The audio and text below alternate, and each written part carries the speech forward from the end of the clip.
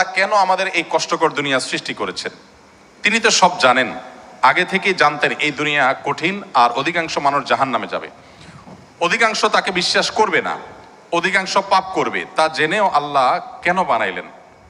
অনেকে চিন্তার স্বাধীনতার কথা বলেন যে আল্লাহ স্বাধীনতা দিয়ে পাঠাইছেন, তাই পাপ করলে দোষ মানুষেরই। কিন্তু আল্লাহ তো এটাও জানতেন যে স্বাধীন হলেও অধিকাংশ মানুষ পাপই করবে।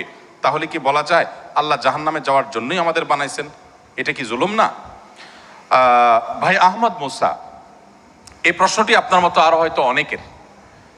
আমরা এই প্রশ্ন উত্তরে অনেক দীর্ঘ আলোচনা করতে পারলে ভালো হতো, কিন্তু আমাদের হাতে সেই সময় নেই। আমি খুব সংক্ষিপ্তভাবে বলার চেষ্টা করি। প্রথমত, আল্লাহ সংক্রান্ত যত প্রশ্ন আছে আমাদের, এই বেশিরভাগ প্রশ্নের গোড়ায় একটা বড় ধরনের গলদ আছে।